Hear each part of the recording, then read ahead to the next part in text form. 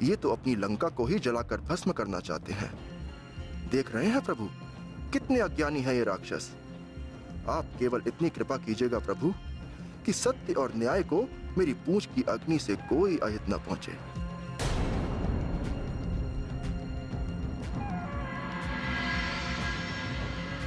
ये सब देखकर मेरा मन आशंकित हो रहा है। अब आप इस लंका की रक्षा करें प्रभु।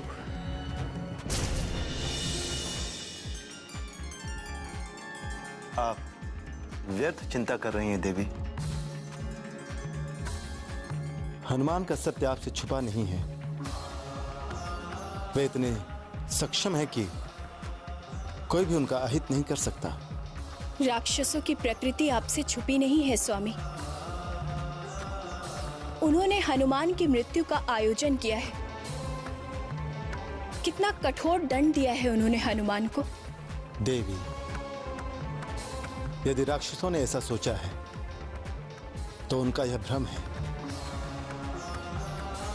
हनुमान तो स्वयं पवन कुमार हैं। वे अग्नि को प्रज्वलित भी करते हैं और बुझाते भी हैं। ऐसा आप मानते हैं स्वामी?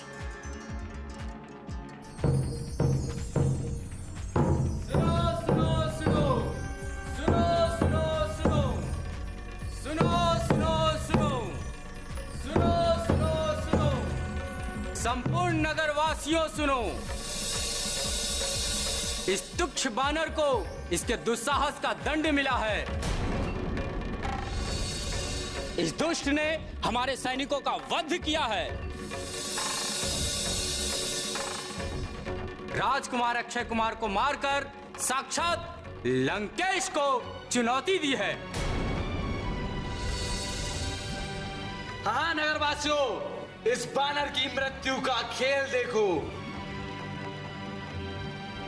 इस बानर की मृत्यु निश्चित है।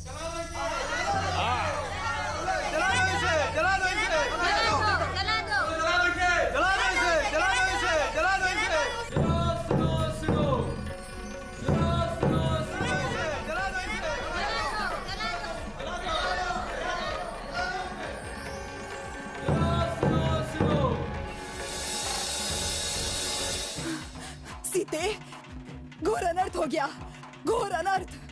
क्या हुआ देवी त्रिजटा? क्या उन्होंने हनुमान को बंदी बना लिया है? बंदी ही नहीं बनाया, कठोर दंड दिया है उन्हें। अति कठोर दंड दिया है। कौन सा दंड माते? उन्होंने हनुमान की पूंछ में आग लगा दी है। क्या? और हनुमान को पूरे नगर में घुमा रहे हैं।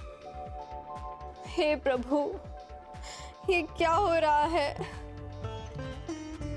इस पर मेरा कोई वश नहीं है सीते।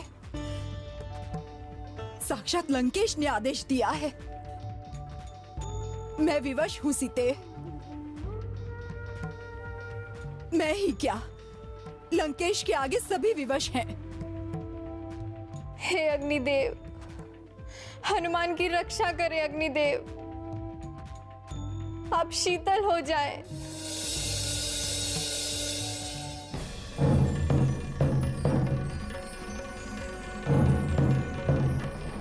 हनुमान की पूंछ जल रही है स्वामी। पूरा नगर ये खेल देख रहा है और आप? देवी, आप हनुमान को सदैव एक मां की भांति देखती हैं।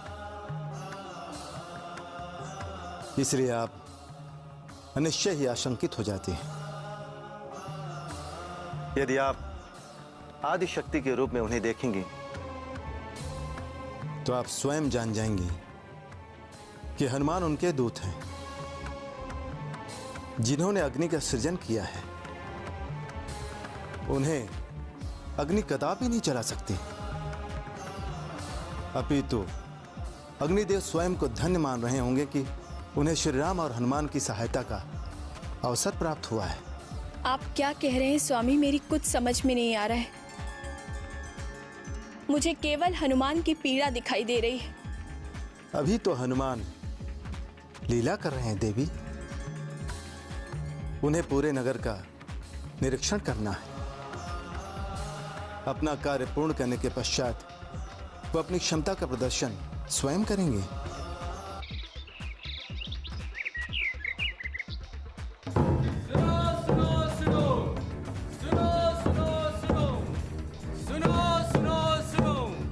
संपूर्ण नगरवासियों सुनो, इस तुच्छ बानर को इसके दुस्साहस का दंड मिला है। इस दुष्ट ने हमारे सैनिकों का वध किया है। राजकुमार अक्षय कुमार को मारकर साक्षात लंकेश को चुनौती दी है।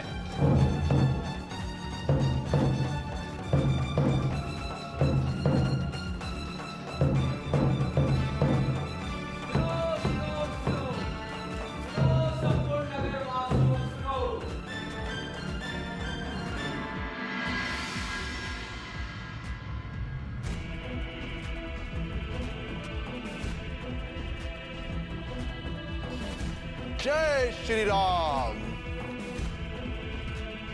अरे कोई पकड़ो उसको, अरे इस वानर को कोई पकड़ो।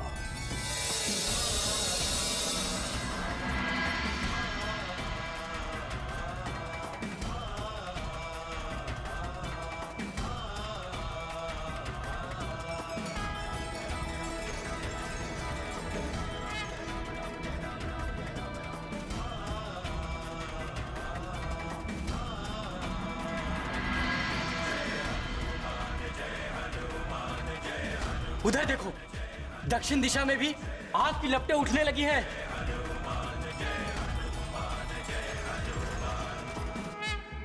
अरे अरे कोई पकड़ो इसको, नहीं तो ये हम सबको जला देगा। अरे नहीं, अपने प्राण बचाओ, बस प्राण। ये वानर हाथ में नहीं आने वाला। अरे मैं पहले ही कह रहा था, ये कोई साधारण वानर नहीं है। अरे ये कोई भी हो, पर संकट की बात तो ये है कि हम सब करें क्या? अपने प्राण बचाओ, प्राण। ये साधारण वानर नहीं, ना ये देवता है, ये काल है, काल। भागो भागो भागो।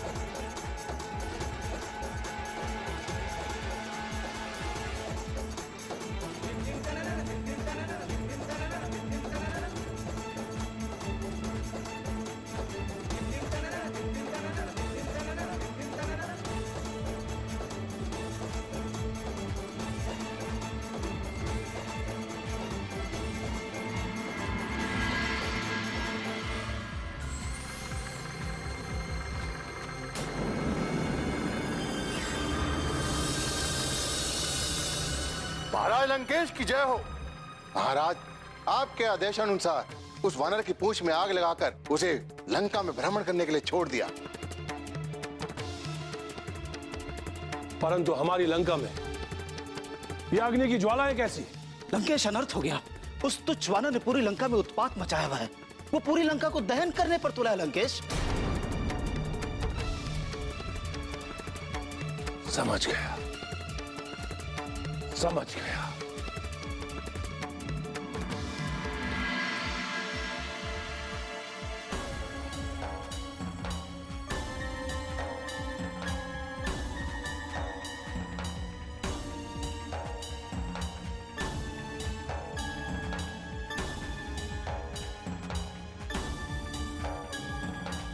जय श्री राम।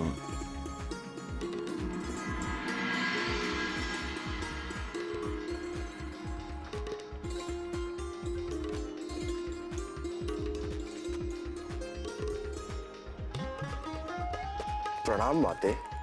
अहो भाग्य, ईश्वर की कृपा है कि तुम कुशल हो। मैं तो लगातार अग्निदेव का स्मरण कर रही थी। तुम्हें सम्मुख देखकर अति प्रसन्नता हुई। तुम्हें कोई कष्ट तो नहीं हुआ हनुमान? मुझे कष्ट क्यों होगा माते?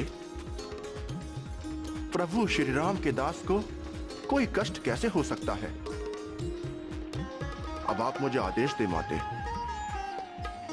बहुत विलंब हो गया इस लंका दहन में। प्रभु भी बहुत चिंतित होंगे। अवश्य जाओ पुत्र, किंतु किंतु क्या माते? उनसे कहना कि वे बिना विलंब किए मुझे यहाँ से लेने आ जाए। यदि उन्होंने मुझे शीघ्र मुक्त नहीं कराया तो अनर्थ हो जाएगा। ये आप क्या कह रही हैं माते? किस अनर्थ की आशंका है आपको? लंकेश मुझे जीवित नहीं छोड़ेगा पुत्र। मुझे अपनी मृत्यु का भय नहीं है, किंतु उनके मुखारविंद को देखे बिना मैं मृत्यु को स्वीकार नहीं कर सकती पुत्र। आपकी चिंता का कोई अर्थ नहीं है माते।